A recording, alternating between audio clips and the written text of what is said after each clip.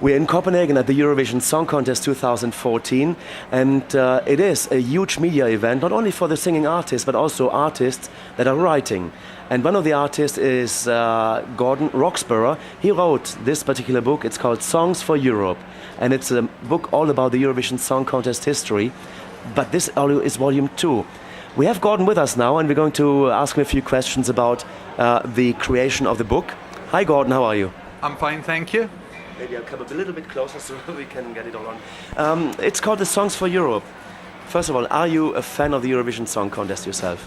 I'm definitely a fan of the Eurovision Song Contest. I've been watching it since 1968. That's the first one I remember. And I've been a judge on 2 Songs for Europes in 1979 and 1981 to help select the UK entry, which means I helped select Bucks Fizz to win the Eurovision Song Contest. That's amazing. So Bucks Fizz was, you were guilty kind of in a way like that. You're working for Eurovision.tv now? I work for Eurovision.tv. What is your job in there exactly? I'm one of the editors on Eurovision.tv. So we cover the rehearsals, like yourself, do interviews with all the various artists, and obviously give all the information out for the final, the running order, the order of the juries that are going to be on Saturday night. So we got all that information first. So exactly, so what we are seeing on Eurovision.tv is coming out of your hands with your team together there. Okay, then let's chat about the book itself. What triggered you or gave you the idea to write this book? I'd seen quite a few books on the Eurovision Song Contest and I was never completely happy with them. I could find mistakes in them and think, that isn't correct, that's wrong.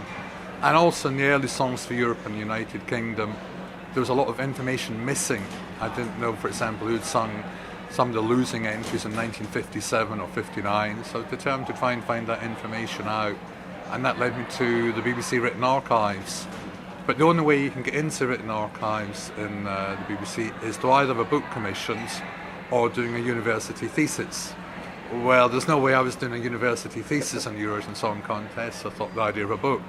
Unfortunately, I knew some publishers, and I sort of sneakily said to them, because they were friends of mine, I said, if I was to suggest the idea of a book, could you just give me a covering letter to say, you know, we're going to commission you to do a book on Eurovision? I said, even if you never publish it, you know, so at least it gets me in the archives, lets me do the research.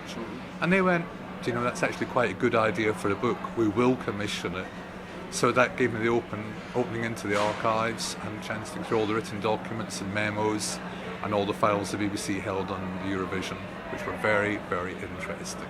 That's really amazing. You know, for me, I was in '97. I was connected to the internet, and I wanted to get all the information, the points that were given, and so on. Actually, I called up the EBU in Geneva and asked if they have anything, and they said we have nothing. It's all with the television stations. So did you went to TV stations around Europe to get the information? No, most of the information came from, say, the BBC written archives that they'd kept. But working for Eurovision.tv, I did have some access to the archives in Geneva, but literally for a couple of hours, you know, and I made use of those few hours. I can tell you going through stuff. Super. Of course, one question is well, you covered in Volume 1 the 50s and 60s. 56, when it kicked off with Luis Assia, there is no known ranking as such. Or did you come across that via your research? Well, like every fan, when I was in the EBU archives, we looked at the 1956 file, and I think there was a sheet that said 1956 voting. We thought, yeah, and then we turned the page and it's just blank, nothing.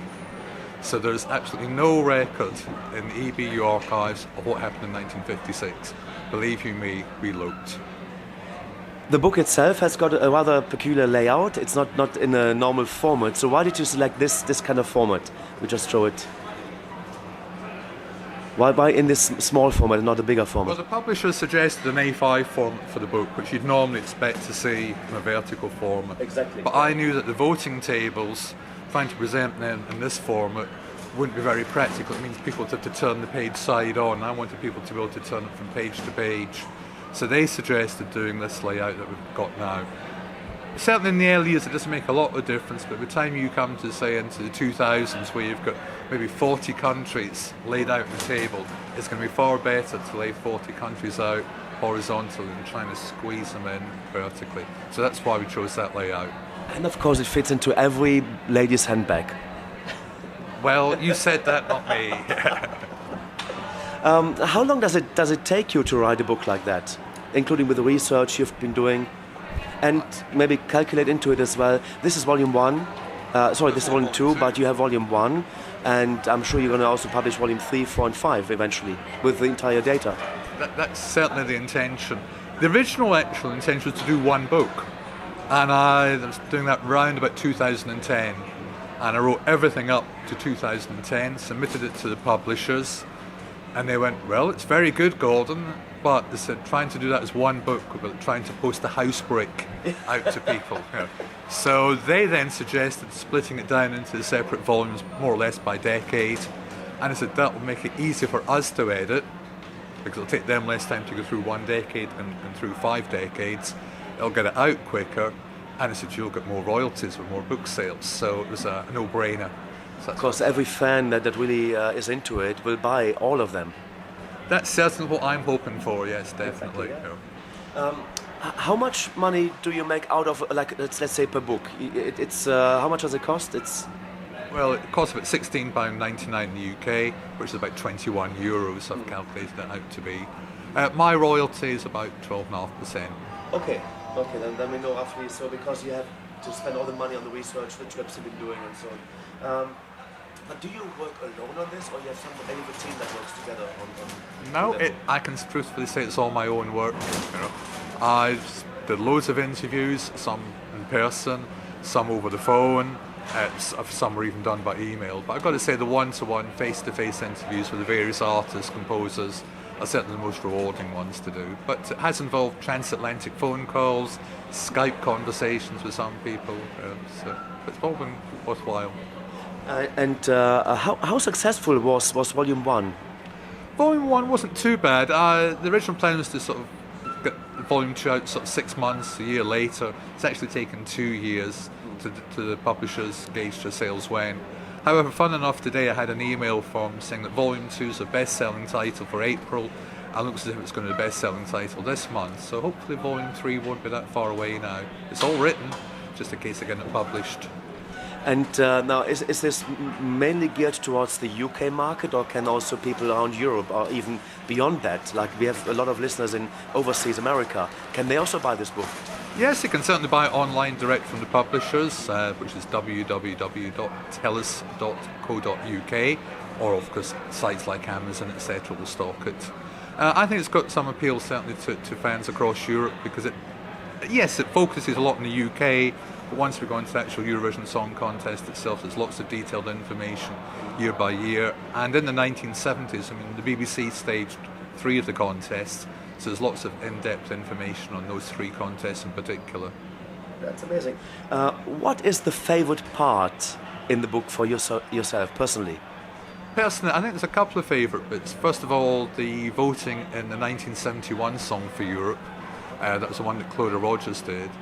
There'd been no known record on the internet of the exact breakdown of the votes, but fortunately I got hold of someone who had an audio of the show, because the original doesn't exist in the BBC, so I was able to get the full entire voting. And what made it even more interesting was the result was completely different to what's out there on the internet. Not obviously in the winner, everybody knows Jack in the Box won, but in terms of the minor placings, I find that it's completely different to what we'd previously thought. Another interesting one, I think, was chatting to the director of the 1972 Eurovision. I did a transatlantic phone call to him. He gave me some great background stuff. And also finding out about the original voting system planned for the 1974 contest, which was abandoned after the first rehearsal in Brighton. And that was going to have 10 people in each jury, who could each award a mark out of 5 for each song, and then that would be given as a grand total. So, for example, ABBA could have got 50 points from each jury. And the trouble was, from the producer's point of view, that was going to make the scoreboard look like a European bank statement, because there'd be countries getting 12 and 20s and 35s and 38s and 42s accumulative each round of voting, and it's just going to take over an hour to do. So Bill Cotton, who was the executive producer, just a couple of days beforehand scrapped it and went back to the system they previously used in 1970. And I certainly was unaware of that before I'd been into the archives. So that was... Wow, that's amazing. Maybe I'll see you on my list of questions. So, can interested people still get the back copies, like Volume 1? Yes, of course, you can certainly get Volume 1. Yes, you can again order it direct from the publishers or sites like Amazon. Maybe show it to the camera, a little bit of the book. You can flick through it and Lukasz will film it. Well, there we've got the score charts from various contests, but there's a nice section in the middle, a photo section, is he trying to find it, which has got various copies of sheet music, record sleeve covers, etc. Which of course these days now we got more MP3s and we don't see those nice colorful pictures of the record sleeves like Cliff Richard we see now. That was in 1973, Power to All Our Friends. So it's the 70s. And the thing about photographs is that copyright is always usually a big consideration. But in a promotional item like sheet music, magazine covers, record sleeves, a promotional item you don't have to pay copyright on. So that's why we're able to use them.